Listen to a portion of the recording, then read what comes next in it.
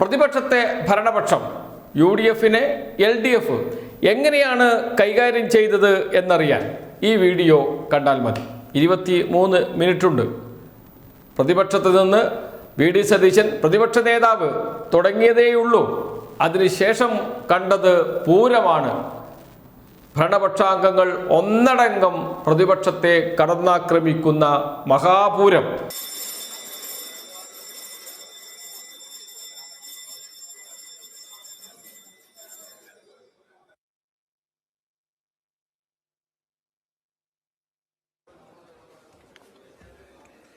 ബഹുമാനപ്പെട്ട സഭാംഗങ്ങളെ, ബഹുമാനപ്പെട്ട സഭാധ്യക്ഷൻ,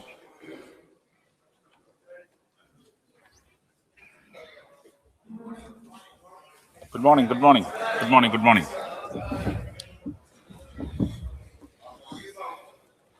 ചോദ്യോത്തരവേള ആരംഭിക്കുകയാണ്. ചോദ്യം നമ്പർ 120.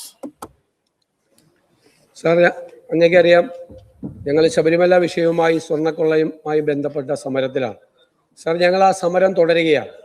ഇന്നലെ സഭയിലുണ്ടായ പ്രശ്നങ്ങളെക്കുറിച്ച് ബഹുമാനപ്പെട്ട മുഖ്യമന്ത്രി വളരെ വാസ്തവ വിരുദ്ധമായൊരു പ്രസ്താവന നടത്തി. ഞങ്ങൾ വാച്ച് ആൻഡ് വാർഡിനെ വടികൊണ്ട് അടിച്ചു എന്നുള്ള തെറ്റായൊരു പ്രസ്താവന നടത്തി. അദ്ദേഹം അത് പിൻവലിക്കണം. 1. 2, ഇവിടെ കോപ്രായമാണ് നടത്തിയെന്ന് പറഞ്ഞു. സാർ, ഇവിടെ കോപ്രായം നടത്തിയത് ആരാണെന്ന് എല്ലാവർക്കും അറിയാം. കോപ്രായം നടത്തിയ ആളുകളൊക്കെ അപ്പുറത്തിരിക്കുന്നുണ്ട്. ഞങ്ങൾ ആരും ഒരു കോപ്രായവും നടത്തിയിട്ടില്ല. നിയമസഭയിൽ പ്രതിഷേധിച്ചു. ബാനർ പിടിക്കുന്നത് ആദ്യമായിട്ടല്ല. അങ്ങ് തന്നെ പറഞ്ഞല്ലോ, ഒരു സ്പീക്കറുടെ ചേംബറിൽ പോയി ചർച്ച നടത്തേണ്ട അത്ര ഒരു ഇഷ്യൂ ഇവിടെ ഉണ്ടായിട്ടില്ല, ഒരു വിഷയം ഉണ്ടായിട്ടില്ല, അതിനത്ര പ്രാധാന്യമുള്ള ഒരു പ്രശ്നം ഇവിടെ ഉണ്ടായിട്ടില്ല എന്ന് അങ്ങ് തന്നെ പറഞ്ഞു. കാരണം അത്രയും ഒരു വയലന്റ് ആയോ എന്തെങ്കിലും ഇവിടുത്തെ പ്രശ്നങ്ങൾ ഉണ്ടാക്കുന്ന രീതിയിലോ ഞങ്ങളുടെ ഭാഗത്തു നിന്ന് ഒരു സമീപനം ഉണ്ടായില്ല. പ്രതിഷേധം ഉണ്ടായി.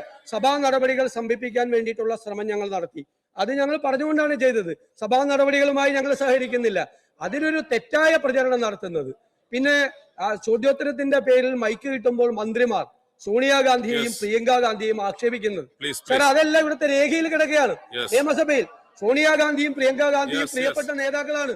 ഒരാൾ ഇവിടെ നിന്നുള്ള MP ആണ്, കേരളത്തിൽ നിന്നുള്ള. അവരെ അധിക്ഷേപിച്ചുകൊണ്ടുള്ള സംസാരം മന്ത്രിമാർ തന്നെ മൈക്ക് കിട്ടുമ്പോൾ നടത്തിയ. സാർ, ഈ പരിപാടിയായിട്ട് ഞങ്ങൾക്ക് യോജിക്കാൻ പറ്റില്ല. ഞങ്ങൾ പൂർണ്ണമായി അതുമായിട്ട് നിസ്സഹകരിക്കും. അങ്ങ് ഒരിക്കൽ കൂടി ചെയർ റിക്വസ്റ്റ് ചെയ്യുന്നത് ഹൗസ് ഡിസ്ട്രപ്റ്റ് ചെയ്യരുത്. ഡിബേറ്റിന്റെ വേദിയാണ് ഹൗസ്. അതിനുള്ള വേദി ഒരുക്കണം എന്നാണ് ഒരിക്കൽ കൂടി റിക്വസ്റ്റ് ചെയ്യുന്നത്. പിന്നെ ഞാൻ അങ്ങ് പറഞ്ഞാൽ പേര് പറയാം. അത് പേര് പറഞ്ഞാൽ അംഗത്തിനൂടി മോശമാവുന്നുള്ളതുകൊണ്ടാണ് ചെയർ പരാമർശിക്കാത്തത്. ഇന്നലെ ആ ബാനർ കെട്ടിയ ആ കമ്പ് കൊണ്ട് തല്ലിയിട്ടുണ്ട്. ഞാൻ ആളെ പേര് പറയുന്നില്ല.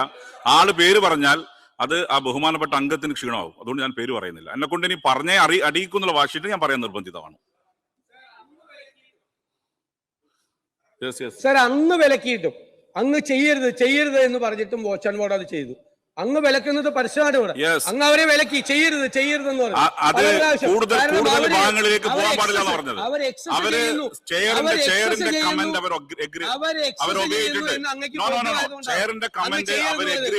ചെയർ പറയുന്നതനുസരിച്ച് പെരുമാറിയിട്ടുണ്ട്. അത് കൂടുതൽ ബഹുമാനപ്പെട്ട പല അംഗങ്ങളും അവരുടെ മേക്കിട്ട് കയറി സംഘർഷത്തിലേക്ക് പോവാതിരിക്കാൻ വേണ്ടിയാണ് വിഡ്രോ ചെയ്യാൻ പറഞ്ഞത്. അങ്ങനെ വിഡ്രോ ചെയ്യാൻ പറഞ്ഞത്, അല്ലാതെ സംഘർഷം ഒഴിവാക്കാൻ വേണ്ടിയാണ്. ഒരിക്കലും അതിനർത്ഥം വാച്ച് ആൻഡ് വാർഡ് ഒരു പ്രകോപനം ഉണ്ടാക്കാതിരിക്കാൻ വേണ്ടി വാച്ച് ആൻഡ് വാർഡിനെ ഡെലിബറേറ്റ് ആയി പ്രൊവോക്ക് ചെയ്യാൻ ശ്രമിച്ചപ്പോൾ ചെയർ ഇടപെട്ടിട്ടുണ്ട്. ബോധപൂർവം ചെയറിന് വാച്ച് ആൻഡ് വാർഡിനെ പ്രൊവോക്ക് ചെയ്യാൻ ശ്രമിച്ചപ്പോൾ ചെയർ ഇടപെട്ടിട്ടുണ്ട്. സർ, അങ്ങനെ പറഞ്ഞു ചെയറിനെ അന്ധനാക്കരുത് എന്ന്. കഴിഞ്ഞ കുറെ ദിവസമായി ചെയറിനെ പ്രതിപക്ഷാംഗങ്ങൾ അക്ഷരാർത്ഥത്തിൽ അന്ധരാക്കുകയാണ്. പക്ഷെ എനിക്ക് മനസ്സിലാവാത്തത് ബഹുമാന്യനായ പ്രതിപക്ഷ നേതാവിനെ ആരാണ് അന്ധനാക്കിയത് എന്നാണ്. ഗാന്ധാരിയെ പോലെ സ്വയം അദ്ദേഹത്തിന്റെ കണ്ണ് കെട്ടി എന്ന് വേണം മനസ്സിലാക്കാൻ.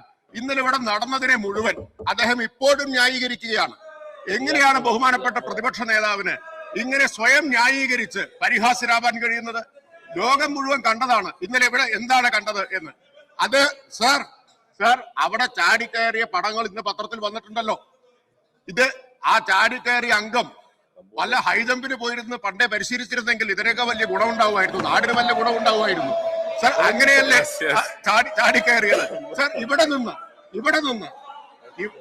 നിന്ന് മുന്നിലൂടെ രണ്ടംഗങ്ങളാണ് ചാടിക്കയറിയത്. ഇന്നലെ ബഹുമാനപ്പെട്ട മുഖ്യമന്ത്രി പറഞ്ഞു അതിലൊരാൾ നിയമജ്ഞനാണ് എന്നാണ് അവകാശപ്പെടുന്നത്. അതെ, നിയമപരമായിട്ടുള്ള ചാട്ടമായിരുന്നു എന്ന് ബഹുമാനായിട്ടുള്ള മുഖ്യമന്ത്രിയോട് പറഞ്ഞു. സാർ, ബഹുമാന്യനായ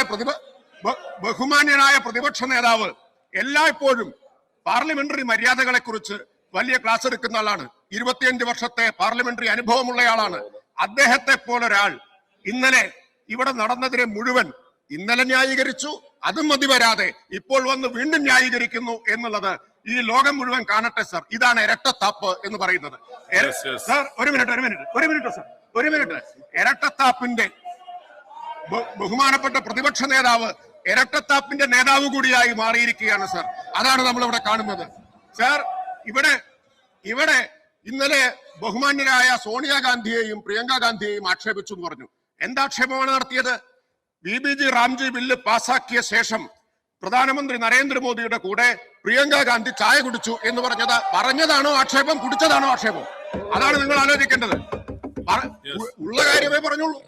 ഞാൻ ബഹുമാന്യനായ പ്രതിപക്ഷ നേതാവ് സഭയ്ക്ക് പുറത്ത് ബഹുമാന്യനായ വിദ്യാഭ്യാസ മന്ത്രിയെ കുറിച്ച് പറഞ്ഞ വാക്കുകൾ പോലും ഇവിടെ ഉദ്ധരിച്ചിട്ടില്ലല്ലോ. പ്രിയങ്ക ഗാന്ധിയെ കുറിച്ച് പറഞ്ഞു. ഏതെങ്കിലും അങ്ങേക്ക് പരിശോധിക്കാം. മന്ത്രിമാർ, ഞാൻ അടക്കമുള്ള മന്ത്രിമാർ ഇന്നലെ പറഞ്ഞ കാര്യങ്ങൾ ഏതെങ്കിലും ഒരു വാക്ക് അതിൽ പാർലമെന്ററി അല്ലാത്ത അല്ലെങ്കിൽ ഉചിതമല്ലാത്ത ഏതെങ്കിലും വാക്കുണ്ടെങ്കിൽ തിരുത്താമെന്ന് മാത്രമല്ല ഞങ്ങളെ ശാസിക്കാം. ഞങ്ങളൊന്നും അറിയാതെ പോലും ഒരു മോശം വാക്ക് ഉച്ചരിക്കുന്നവരല്ല. അങ്ങനെ ശീലിച്ചവരും അങ്ങനെ വളർന്നവരുമല്ല. ഒരു മിനിറ്റ് മനസ്സിലായി. ഈ ബഹുമാന്യയായ സോണിയാഗാന്ധിയെ അധിക്ഷേപിക്കാൻ ഇവിടെ ആരും ശ്രമിക്കുന്നില്ല. യഥാർത്ഥത്തിൽ അവരെ അധിക്ഷേപിക്കുന്നതിന് വേണ്ടി പ്രതിപക്ഷ നേതാവ്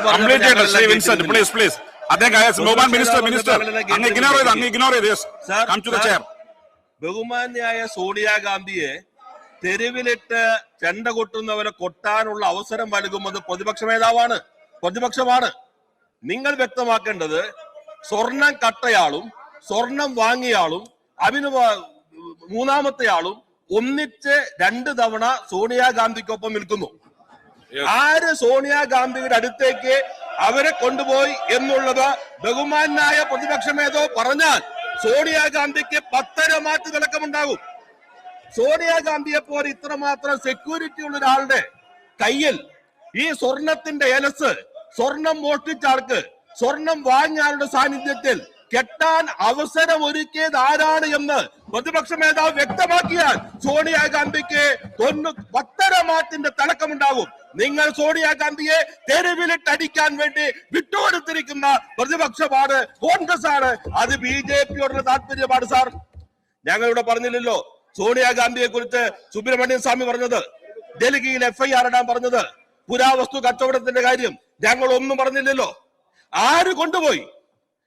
ഒരു MP, ഒരു UDF കൺവീനർ കൊണ്ടുപോയി കെട്ടിക്കൊടുക്കുന്നു.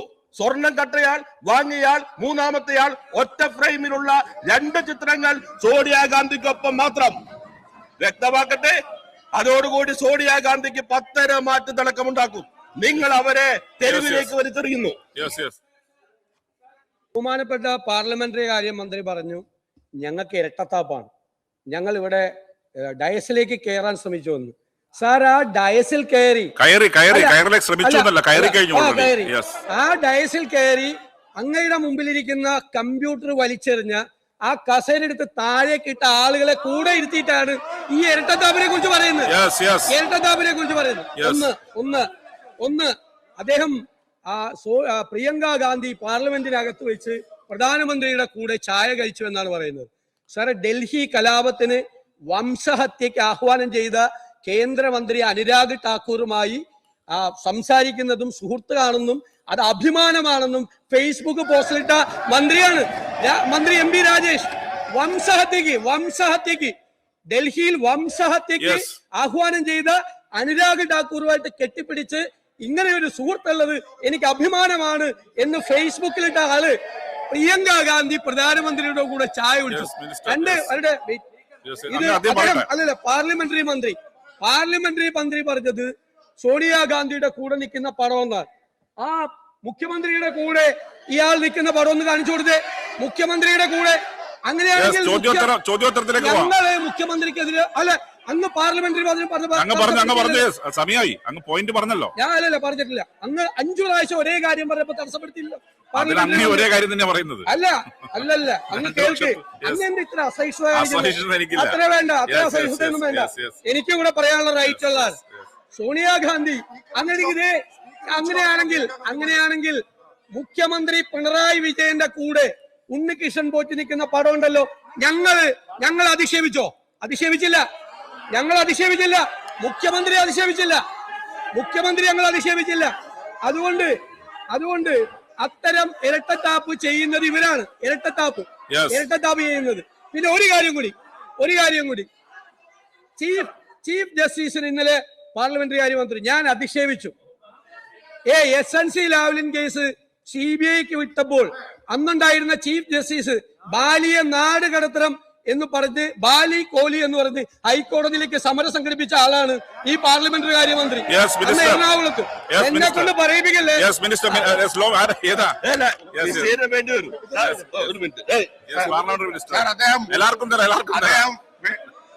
അദ്ദേഹം വ്യക്തിപരമായ പരാമർശങ്ങൾ ഇവിടെ നടത്തി.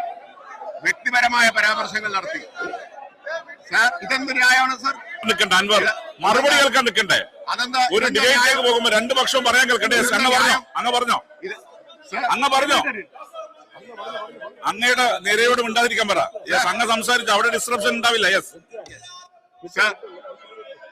ബഹുമാനനായ പ്രതിപക്ഷ നേതാവ് പറഞ്ഞു, ഞാൻ അനുരാഗ് താക്കൂറിനെ കെട്ടിപ്പിടിച്ചു നിൽക്കുന്ന പടം. കെട്ടിപ്പിടുത്തം ഞാനല്ല സർ നടത്തിയത്, അത് രാഹുൽ ഗാന്ധിയാണ് കെട്ടിപ്പിടിച്ചത് നരേന്ദ്രമോദിയെ പോയിട്ട്. പാർലമെന്റിൽ നമ്മളെല്ലാം കണ്ടതാണ്. അപ്പൊ ആ കെട്ടിപ്പിടുത്തം എന്റെ നേരെ ആരോപിക്കരുത് സാർ. ഗുജറാത്തിലെ വംശഹത്യ നടക്കുമ്പോ മുഖ്യമന്ത്രിയായിരുന്ന ആളെ പോയി കെട്ടിപ്പിടിച്ചത് പ്രതിപക്ഷ നേതാവിന്റെ നേതാവായിട്ടുള്ള രാഹുൽ ഗാന്ധിയാണ്. അപ്പൊ അത് തെറ്റാണ് എങ്കിൽ അനുരാഗ് താക്കൂറും ഞാനും മാത്രമല്ല, രാഹുൽ ഗാന്ധിയും ഞങ്ങളെല്ലാം ഒരുമിച്ച് പാർലമെന്റിൽ ഒരേ കാലത്തുണ്ടായിരുന്നവരാണ്. പടമാണ് പ്രശ്നമെങ്കിൽ രാഹുൽ ഗാന്ധിയുടെ കൂടെയുള്ള പടം എത്രയോ തവണ ഫേസ്ബുക്കിൽ പോസ്റ്റ് ചെയ്തിട്ടുണ്ട്. അങ്ങയുടെ കൂടെയുള്ള പടമില്ലേ? അങ്ങ് ഗോൾവാൾക്കറുടെ ചിത്രത്തിന്റെ മുമ്പിൽ വിളക്ക് കൊളുത്തിയ ആളാണ് എന്നതുകൊണ്ട് അങ്ങയുടെ കൂടെ പടമെടുക്കില്ല എന്ന് പറയാൻ പറ്റുമോ? അങ്ങനെ ഒരു പടം വന്നാൽ അത് ഫേസ്ബുക്കിൽ ഇടില്ല എന്ന് പറയാൻ പറ്റുമോ? അത് വേറെ, രാഷ്ട്രീയമായ നിലപാട് വേറെ. അങ്ങ് ഗോൾവാൾക്കറിന് മുമ്പിൽ വളഞ്ഞു നിന്ന് വിളക്ക് കൊളുത്തി വണങ്ങിയതിനെ ഞങ്ങൾ നിശിതമായി വിമർശിക്കും. പക്ഷേ അങ്ങയുമായിട്ട് വ്യക്തിപരമായിട്ട് എന്താ വിരോധം? അങ്ങയുമായിട്ട് വ്യക്തിപരമായിട്ട് വല്ല വിരോധമുണ്ടോ? രാഷ്ട്രീയമായിട്ടുള്ള എതിർപ്പ്, വിമർശനം രാഷ്ട്രീയമാണ്. രാഷ്ട്രീയ പാപ്പരത്വം കൊണ്ടാണ് വ്യക്തിപരമായിട്ടുള്ള ആക്ഷേപങ്ങൾ അദ്ദേഹം ഉയർത്താൻ ശ്രമിക്കുന്നത്. അതാ ഞാൻ പറഞ്ഞത്, ഇന്നലെ ഞങ്ങൾ പ്രിയങ്ക ഗാന്ധിയെ കുറിച്ചോ സോണിയാഗാന്ധിയെ കുറിച്ചോ പറഞ്ഞതിൽ ഏത് വാക്കാണ് അധിക്ഷേപകരം എന്ന് ബഹുമാനായ പ്രതിപക്ഷ നേതാവ് ഇവിടെ പറയണം, ഇവിടെ ഈ സഭയിൽ പറയണം. തിരുത്താമല്ലോ. പ്രതിപക്ഷ നേതാവിന് സമനില തെറ്റിയെന്ന് തോന്നുന്നു. എന്റെ വകുപ്പൊന്നും മാറ്റിക്കളയരുത്. പാർലമെന്ററി കാര്യമന്ത്രി ഇവിടെ ഇരിപ്പുണ്ട്. അങ്ങേക്ക് പെട്ടെന്നാകെ നിലയങ്ങ് തെറ്റിപ്പോയി. അതുകൊണ്ട് പണ്ട് എല്ലാം ആധികാരികമായി പറയുന്ന ആള് എവിടെ നിൽക്കുന്നതിന് തെളിവാണ്. സാർ, അദ്ദേഹം പറഞ്ഞൊരു കാര്യം, മുഖ്യമന്ത്രിക്കൊപ്പമുള്ള ചിത്രം ഉണ്ടല്ലോ, ഞങ്ങൾ പറഞ്ഞില്ലല്ലോ. അങ്ങയെപ്പോലെ ഇത്ര അറിവും ആധികാരികതയും വായനയും പരിചയ സമ്പത്തും ഒക്കെയുള്ള ഒരാള് പറയാവുന്ന താരതമ്യമാണോ സാർ അത്? ഇവിടെ ഒരു പരിപാടി അസംബ്ലിയുടെ മുൻപിൽ ഉദ്ഘാടനം ചെയ്യുമ്പോ നിങ്ങൾ കൊടുത്ത ചിത്രത്തിന്റെ യാഥാർത്ഥ്യം വീഡിയോ ദൃശ്യങ്ങളിലൂടെ മാധ്യമങ്ങൾ പുറത്തു കൊണ്ടുവന്നില്ലേ? മുഖ്യമന്ത്രി കഴിഞ്ഞു വരുന്നു, അവിടെ നിൽക്കുന്നു, കാറിന്റെ മുൻപിൽ ഈ പോറ്റി നിൽക്കുന്നു, മാറി നിൽക്കാൻ കൈകൊണ്ട് കാണിക്കുന്നു, കാറിലേക്ക് കയറി പോകുന്നു. ഇതല്ലേ യഥാർത്ഥം നടന്നത്? സോണിയാഗാന്ധിയുടെ വീട്ടിലേക്ക് അങ്ങേക്ക് കയറി ചെല്ലാൻ കഴിയോ? നേരെ ശശി തരൂർ എത്ര നാളായി കാത്തു നിന്നിട്ട് കയറി ചെല്ലാൻ കഴിഞ്ഞിട്ടുണ്ടോ? ഗുലാം നബി ആസാദിന് വീടിനകത്തേക്ക് കയറാൻ പറ്റാത്തത് കൊണ്ടല്ലേ അദ്ദേഹം പാർട്ടി വിട്ടുപോയത്? എത്ര മുഖ്യമന്ത്രിമാർ സോണിയാഗാന്ധിയുടെ അപ്പോയിന്റ്മെന്റ് കിട്ടാതെ പാർട്ടി വിട്ടുപോയി? CK കരുണാകരൻ, ലീഡർ കരുണാകരൻ, അദ്ദേഹത്തിന് അപ്പോയിന്റ്മെന്റ് കിട്ടിയോ? മൂപ്പനാർക്ക് കിട്ടിയോ?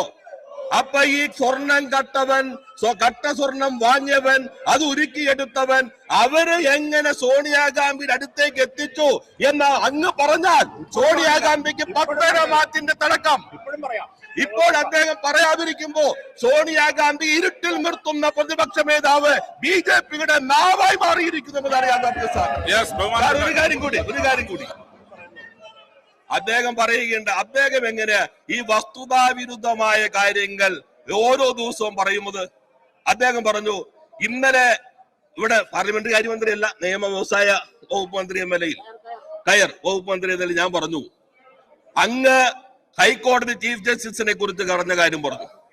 അങ്ങ് പറഞ്ഞു ഈ പാർലമെന്ററി കാര്യമന്ത്രി അവിടേക്ക് മാർച്ച് നടത്തിയതാണ്. ഞാൻ അങ്ങയെ വെല്ലുവിളിക്കുന്നു, നിയമസഭയ്ക്കകത്ത് നിയമസഭയ്ക്ക് പുറത്ത് രേഖകൾ വെച്ച് നമുക്ക് ചർച്ച ചെയ്യാം. ഞങ്ങൾ അഭിപ്രായം പക്ഷെ അങ്ങേക്ക് ജനതാല്പര്യമല്ല. ഞാൻ എന്നൊറ്റ വികാരത്തിനകത്ത് അടിപ്പെട്ട് കിടന്ന് നിലവെത്തിയ അവസ്ഥയിലേക്ക് കേരളത്തിന്റെ പ്രതിപക്ഷ നേതാവ് മാറുമ്പോ എന്നുള്ളത് അങ്ങേയറ്റം ദുഃഖകരമാണ് എന്ന് മാത്രമേ എനിക്ക് സൂചിപ്പിക്കാനുള്ളൂ. മിനിസ്റ്റർ പെട്ടെന്ന് പറയണേ. ഞാൻ വളരെ കാര്യമായിട്ടുള്ള ഒന്ന് രണ്ട് കാര്യങ്ങൾ മാത്രം സൂചിപ്പിക്കുകയാണ്. സാർ, ബഹുമാനപ്പെട്ട പ്രതിപക്ഷ നേതാവിന് എന്ത് സംഭവിച്ചെന്ന് എനിക്കറിയില്ല. സാർ, കഴിഞ്ഞ ആഴ്ച ഞാനും ബഹുമാനപ്പെട്ട പ്രതിപക്ഷ നേതാവും കൂടെ പങ്കെടുക്കുന്ന ഒരു ട്രേഡ് യൂണിയൻ കോൺഫറൻസ് ഉണ്ടായിരുന്നു. സാർ, ആ ട്രേഡ് യൂണിയൻ കോൺഫറൻസിൽ പങ്കെടുക്കെ ബഹുമാനപ്പെട്ട പ്രതിപക്ഷ നേതാവ് പറഞ്ഞു, ഞാൻ ശിവൻകുട്ടിക്കെതിരെ ആഞ്ഞടിച്ചിട്ടുണ്ട്. ഞാൻ തിരിച്ച് അദ്ദേഹത്തിനോട് പറഞ്ഞു, ഞാനും ഇനി അത് മനസ്സിലാക്കിയിട്ട് ആഞ്ഞടിക്കാന്ന് പറഞ്ഞു. സാർ, അങ്ങ് മനസ്സിലാക്കണം, തിരുവനന്തപുരത്ത് സെക്രട്ടേറിയറ്റിന് മുന്നിൽ UDF-ന്റെയോ കോൺഗ്രസിന്റെയോ ഒരു ധർണ ഉണ്ടായിരുന്നു. ആ ധർണയിൽ സാർ, എന്നെ സംബന്ധിച്ചിടത്തോളം അങ്ങ് മനസ്സിലാക്കണം, അങ്ങാണ് എനിക്ക് സംരക്ഷണം നൽകേണ്ടത്. സ്പീക്കർ അങ്ങാണ് സഭയ്ക്ക് അകത്തും പുറത്തും സംരക്ഷണം നൽകേണ്ടത്. എന്നെ കുറിച്ച് സാർ ഈ സഭയിൽ പറയാൻ കഴിയാത്ത രൂപത്തിലുള്ള മഹാ തരംതാണ വാക്കുകൾ ഉപയോഗിച്ചുകൊണ്ട് അദ്ദേഹം അവിടെ പ്രസംഗിക്കുന്നതിന് വേണ്ടി തയ്യാറായി. സാർ, ഞങ്ങൾ ഇവിടെ ഈ സഭയിൽ ഇരിക്കുന്ന ഏതെങ്കിലും മന്ത്രിമാർ ബഹുമാനപ്പെട്ട പ്രതിപക്ഷ നേതാവിനെ സംബന്ധിച്ചിടത്തോളം, ഉപനേതാവ് കുഞ്ഞാലിക്കുട്ടി സാറിനെ സംബന്ധിച്ചിടത്തോളം, ജോസഫ് സാറിനെ സംബന്ധിച്ചിടത്തോളം എന്തെങ്കിലും ഒരു ബുദ്ധിമുട്ടുണ്ടാകുന്ന വാക്ക് ഉപയോഗിച്ചിട്ടുള്ള സാർ. എന്ന ശേഷം ബഹുമാനപ്പെട്ട പ്രതിപക്ഷ നേതാവ് സഭയിൽ വന്ന് കള്ളം പറഞ്ഞു, പച്ചക്കള്ളം പറഞ്ഞു. ഞാൻ അങ്ങനെയൊന്നും ഒരു വാക്ക് ഉപയോഗിച്ചില്ല എന്ന് പിന്നെ കള്ളം പറഞ്ഞു. സാർ, ഇവിടെ ഈ സഭയിൽ സാർ, ഈ സഭയിൽ പറയട്ടെ സാർ, ഈ സഭയിൽ മുഖ്യമന്ത്രി ആക്ഷേപിക്കുന്നു, ബഹുമാനപ്പെട്ട ധനകാര്യ വകുപ്പ് മന്ത്രി ആക്ഷേപിക്കുന്നു, ബഹുമാനപ്പെട്ട വ്യവസായ വകുപ്പ് മന്ത്രി ആക്ഷേപിക്കുന്നു, നമ്മുടെ ആരോഗ്യ വകുപ്പ് മന്ത്രി ആക്ഷേപിക്കുന്നു. എല്ലാവരോടും പുച്ഛമാണ് സാർ പ്രതിപക്ഷ നേതാവിന്. എല്ലാവരോടും സാർ, തീർന്നല്ലോ സാർ. സാർ, ഇവിടെ അങ്ങോട്ട് അദ്ദേഹം പറഞ്ഞല്ലോ ഈ സമരം സാർ, ഇത് ഒരു റൂളും വേണ്ട സംസാരിക്കാൻ. വേറെ റൂളെന്താ കാര്യം പറയുന്നതിനുണ്ട് സാർ. ഇന്നലെ ഞാൻ പറഞ്ഞല്ലോ, ബഹുമാനപ്പെട്ട പ്രതിപക്ഷ നേതാവിന്റെ മുറിയിലിരുന്നാണ് സ്പീക്കറെ ആക്രമിക്കണമെന്ന ലക്ഷ്യത്തോടു കൂടിയാണ് ഇന്നലത്തെ സമരം നടന്നത്. ബഹുമാനപ്പെട്ട പ്രതിപക്ഷ നേതാവ് ആ കസേരയിൽ ഇരുന്നു കൊണ്ട് 5 മിനിറ്റ് കഴിയുമ്പോ സമരത്തിന്റെ വീര്യം വർദ്ധിപ്പിക്കുന്നതിന് വേണ്ടിയുള്ള നിർദ്ദേശം കൊടുത്തുകൊണ്ടിരിക്കുകയാണ്. സാർ, ഇത് അദ്ദേഹത്തിന്റെ അഭിപ്രായമില്ല, ഏതാവൊരു കനകോലു പ്ലാൻ ചെയ്ത് കൊടുത്ത സമരമാണ് സാർ ഇത്. കോലു ആ കനകോലുവിന്റെ അഭിപ്രായമാണ് ഇവിടെ ബഹുമാനപ്പെട്ട പ്രതിപക്ഷ നേതാവ് പറയുന്നത്. അദ്ദേഹം പറയാ ഇന്നലെ സ്പീക്കറുടെ ചേംബറിലേക്ക് ചാടിക്കയറി അങ്ങേ ആക്രമിക്കാമെന്ന കാര്യങ്ങളെല്ലാം ശരിയാണെന്നാണ് അദ്ദേഹം പറയുന്നത്. സ്റ്റാഫിനെ സെക്യൂരിറ്റി ആക്രമിച്ച ശരിയാണെന്നാണ് അദ്ദേഹം പറയുന്നത്. ബഹുമാനപ്പെട്ട മുഖ്യമന്ത്രി പറഞ്ഞത് അദ്ദേഹം എതിർപ്പ് രേഖപ്പെടുത്തുകയാണ്. അങ്ങനെ എല്ലാ തോന്നിവാസങ്ങളെയും ന്യായീകരിക്കുന്ന ഒരു വ്യക്തിത്വത്തിന്റെ ഉടമയായി പ്രതിപക്ഷ നേതാവ് മാറിയിരിക്കുന്നു എന്നുള്ള കാര്യങ്ങൾ. പിന്നെ ഒരു കാര്യമുണ്ട് സാർ, ഒരു കാര്യം കൂടെ സാർ, ഇവിടെ പ്രതിപക്ഷ നേതാവ് കഴിഞ്ഞ 2ാം പിണറായി ഗവൺമെന്റ് വന്നതിന് മുമ്പ് സാർ, 1ാം പിണറായി ഗവൺമെന്റ് കഴിഞ്ഞ് 2ാം പിണറായി ഗവൺമെന്റ് വന്ന അവസരത്തിൽ തെരഞ്ഞെടുപ്പ് കഴിഞ്ഞ ഉടനെ തന്നെ ഇവരെല്ലാം വകുപ്പ് തിരിച്ച് മന്ത്രിമാർക്ക് ഓരോ മന്ത്രിമാർക്ക് വകുപ്പ് തിരിച്ച്. ബഹുമാനപ്പെട്ട മിനിസ്റ്റർ പ്ലീസ് സാർ, ഒരു കാര്യം കൂടെ അങ്ങ് മനസ്സിലാക്കാൻ പറയാണ്. കഴിഞ്ഞ 2ാം ഗവൺമെന്റ് വന്നപ്പോ വകുപ്പ് തിരിച്ച് ഒരാൾക്ക് മന്ത്രിയാവാൻ വേണ്ടി പറ്റില്ല. ഇപ്രാവശ്യവും അദ്ദേഹം മുഖ്യമന്ത്രിക്ക് വേണ്ടി പഠിച്ചുകൊണ്ടിരിക്കുകയാണ് സാർ. മുഖ്യമന്ത്രി ആവുന്നതിന് വേണ്ടി പഠിച്ചുകൊണ്ടിരിക്കുകയാണ്. 1ാം പിണറായി ഗവൺമെന്റ് വന്നു, 2ാം പിണറായി ഗവൺമെന്റ് വന്നു, 3ാമതും പിണറായി ഗവൺമെന്റ് വരുമെന്നുള്ള കാര്യത്തിൽ സംശയമില്ല സാർ. അതുകൊണ്ട് ആവശ്യമില്ലാതെ ഒന്നും ഈ വിരട്ടലൊന്നും ഞങ്ങളോട് വേണ്ട. കേരളത്തിൽ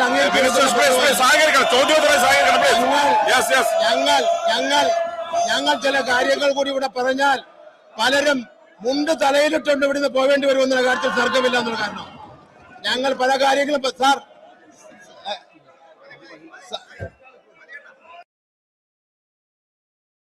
ബഹുമാനപ്പെട്ട FM പെട്ടെന്ന് പറയണം എന്താ പോയിന്റ് എന്നുള്ളത്.